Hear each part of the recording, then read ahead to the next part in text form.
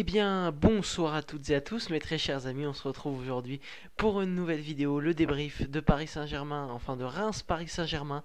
Victoire 3-0 du PSG face à Reims. Tout avant de commencer le débrief, n'hésitez pas à liker la vidéo, mettez votre petit pouce bleu et à vous abonner bien évidemment et commenter, partager, vous connaissez, c'est très important. Merci à tous. On continue à se développer petit à petit. Une petite dédicace aussi pour mon ami youtubeur parisien, Enzo le Parisien, petite dédicace à lui, allez lui donner de la force, ça lui fera plaisir. Et merci à lui de me soutenir également.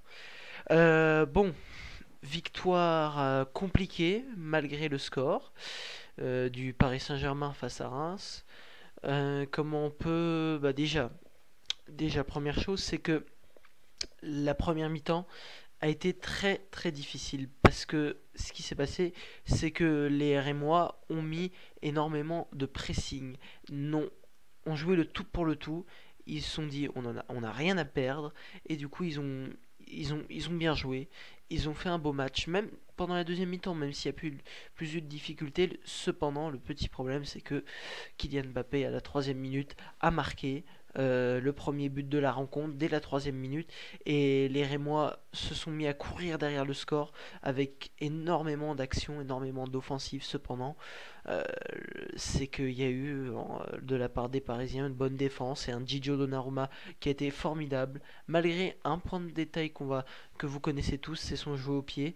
Et quand Reims s'est mis à presser, bah Donnarumma ça a été problématique vu que Reims s'est s'est mis à presser, du coup bah Donnarumma nous a mis en difficulté, mais sur sa ligne il reste le meilleur, il a été formidable, exceptionnel, tout ce que vous voulez.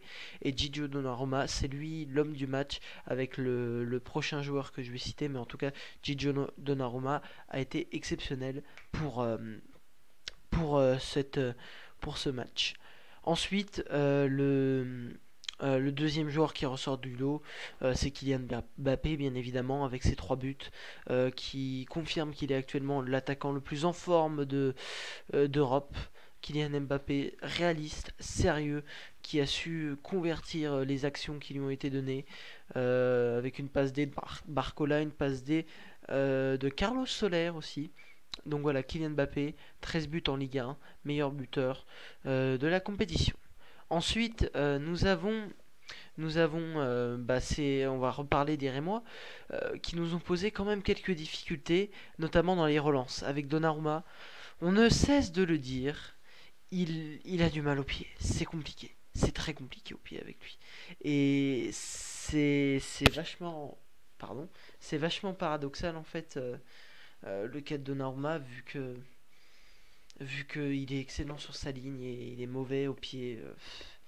C'est compliqué, mais en tout cas, c'est grâce à lui qu'on remporte ce match en partie, malgré ses nombreuses erreurs. Sinon, dans la globalité, bon match. Par contre, il va falloir qu'on parle d'un truc.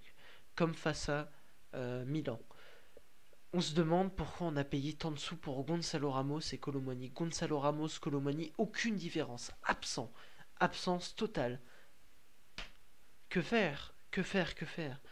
Bah, on n'a pas tellement de solutions. Luis Enrique n'a pas tellement de solutions. C'est compliqué. C'est compliqué, c'est compliqué. On va espérer qu'il retrouve le chemin des filets, mais cette situation devient complexe. Bon joueur, comme d'habitude, mes tops. Alors, on va finir par mes. Parce qu'il n'y a pas grand chose à dire, à part le fait que. Ce qui est bien, un point positif, c'est qu'on a réussi à réagir alors qu'on était entre guillemets dos au mur, vu que Reims avait fait une meilleure mi-temps que nous. Sinon, mes tops, moi j'aurais dit Kylian Mbappé, Donnarumma en deux, et puis Ousmane Dembélé. Ousmane Dembélé qui a été exceptionnel.